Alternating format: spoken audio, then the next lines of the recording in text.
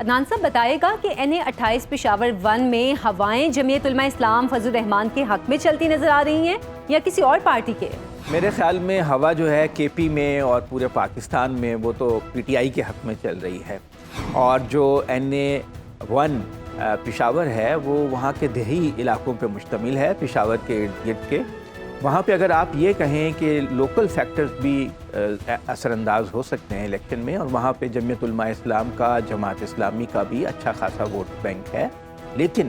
جو بحیثیت مجموعی جو ہم مشاہدہ کرتے ہیں وہ تحریک انصاف کا اس وقت بہت زور ہے۔ پہلے وہاں نور عالم خان جیتے تھے اور وہ ٹکٹ پہ جیتے تھے PTI کے، تو ان کا کوئی ذاتی ووٹ بینک نہیں ہے ایز سچ، ان کو جو ووٹ ملے تھے وہ PTI کے ووٹ ملے تھے، تو PTI کا ہی وہاں پر مقابلہ ہوگا جس سے بھی ہوگا۔ اور جمعیت علماء اسلام ٹھیک ہے، وہاں پہ اس کی اپنی ایک جڑیں ہیں اور ان کا ایک روایتی وہ علاقہ ہے، وہاں پہ ارباب فیملی بھی بہت اہم ہے، اور پیپلز پارٹی میں وہ اب شامل ہو گئے ہیں۔ پہلے ان کی کچھ دوری ہو گئی تھی، لیکن اب وہ دوبارہ سے ان کے معاملات ٹھیک ہو گئے ہیں۔ یوسف رضا گیلانی نے کچھ بیچ میں مصالحت کروائی ہے، زرداری خاندان سے ارباب خاندان کا دوبارہ سے تعلق جڑ گیا ہے، تو وہ بھی ایک مقابلے میں ہوں گے، لیکن یہ کہ PTI کا تو ووٹ بینک جو ہے وہ لائل ہے۔ عدنان صاحب، اگر نور عالم خان JUI کی طرف سے پشاور 1 کی سیٹ پر امیدوار ہوئے تو کیا انہیں PTI کے کچھ حلقوں کی حمایت بھی حاصل ہوگی؟ میرا نہیں خیال کہ نور عالم خان کو PTI کے لوگ سپورٹ کریں گے، کیونکہ لوگ ان سے اب ان کو سخت ناپسند اس لیے کرتے ہیں کہ عمران خان کی جو حکومت تھی اس کو گرانے میں ان کا بہت اہم کردار تھا۔ تحریک انصاف کی حکومت کو گرانے میں نور عالم خان پیش تھے، وہ ان لوگوں میں شامل تھے جنہوں نے سب سے پہلے اپنی پارٹی کے خلاف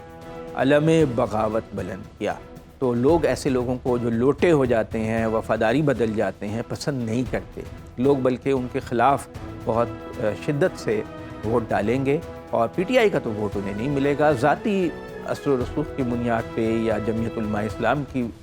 جو وہاں پہ روٹس ہیں، اور کیا پتہ جمعیت علماء اسلام کے لوگ بھی انہیں ووٹ دینا اس طرح پسند کریں، کیونکہ وہ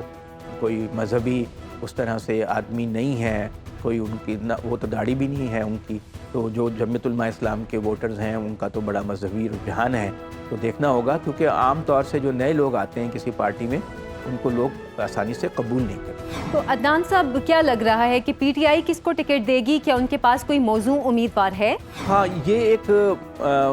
ہے معاملہ کہ چونکہ PTI کے لیے اس وقت کافی مشکلات ہیں، کاغذات نامزدگی داخل کروانے سے روکا گیا ہے، پارٹی کا نشان واپس لے لیا گیا ہے، پارٹی کی رجسٹریشن ختم کر دی گئی ہے، تو بہت سے لوگوں نے کاغذات جمع کروائے ہیں۔ شاید شیر افضل مروت بھی وہاں سے الیکشن کے لیے کھڑا ہونا چاہتے ہیں، تو اب دیکھنا ہوگا کہ فائنلی کیا PTI اپنے نشان کے اوپر، بلے کے نشان پہ اپنی پارٹی کے پلیٹ فارم سے الیکشن لڑ سکے گی یا نہیں، اور کیا کسی اور پارٹی کی طرف سے ان کے امیدوار فیلڈ کیے جائیں گے یا آزاد امیدوار کے طور پہ لڑیں گے، اور پھر اسکروٹنی کے عمل کے بعد ان کے جو ان سے ہمدردی رکھنے والے، ان سے وابستگی رکھنے والے لوگوں نے کاغذات جمع کرائے ہیں، کیا ان کو اس میں تو نااہل نہیں قرار دے دیا جاتا، اور پھر اس کے بعد جو جنوری کے پہلے ہفتے میں یہ بات واضح ہوگی کہ PTI کا امیدوار کون ہوگا۔ یہی یہ چاہتے بھی ہیں سرکاری طور پر کہ PTI کے ووٹرز ہیں غیر یقینی صورتحال کا شکار رہیں، وہ بددل ہوں، مایوس ہوں، گھر بیٹھ جائیں، ووٹ نہ ڈالنے جائیں، تاکہ PTI کا ووٹ جتنا توڑا جا سکتا ہے اتنا توڑا جائے۔